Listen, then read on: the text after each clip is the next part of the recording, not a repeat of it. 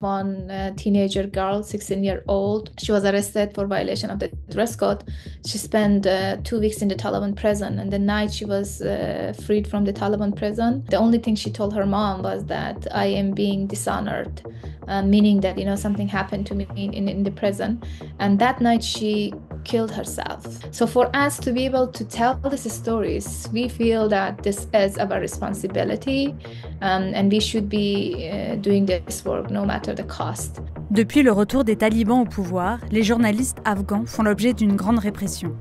Une réalité qui touche plus particulièrement les femmes.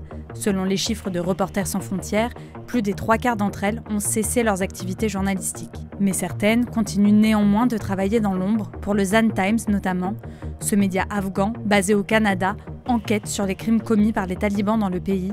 Nous avons interviewé sa rédactrice en chef.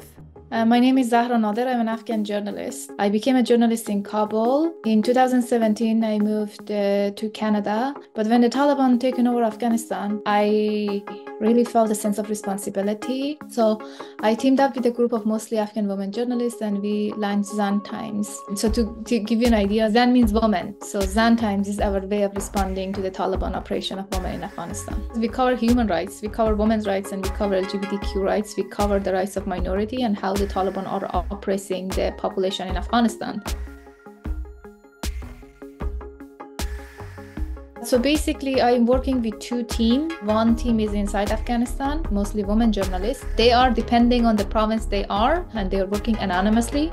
Their names are not published, and we try to minimize their relationship with the Taliban or the Taliban informants. And also we have a team of exiled journalists, around like 12 people, which are Afghan journalists who are living outside Afghanistan.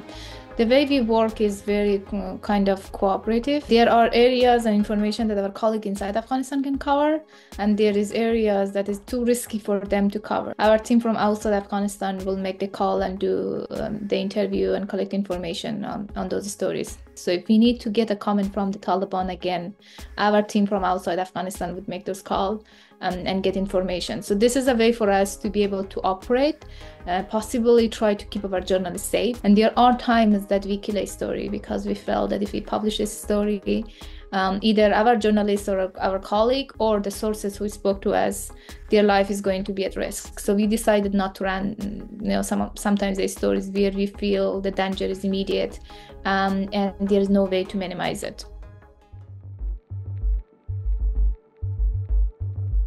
We did one story covering one teenager girl, 16-year-old. She was arrested for violation of the dress code. She spent 2 weeks in the Taliban prison, and the night she was freed from the Taliban prison, the only thing she told her mom was that I am being dishonored, meaning that, something happened to me in the prison. And that night she killed herself. In an environment like Afghanistan, where the concept of rape and sexual harassment is in a way put in place to pressure even women more.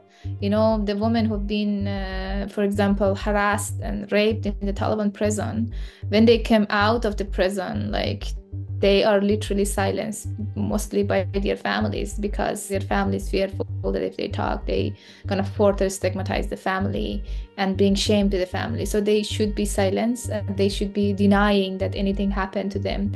And I think that's what makes me really sad, is this idea that, some of these women ended up killing themselves. We covered the story of another girl, 23-year-old. She was studying midwifery. I think 22 days after she was arrested, her body was found in a sack in Kabul, in one of the Kabul's streets, in a canal.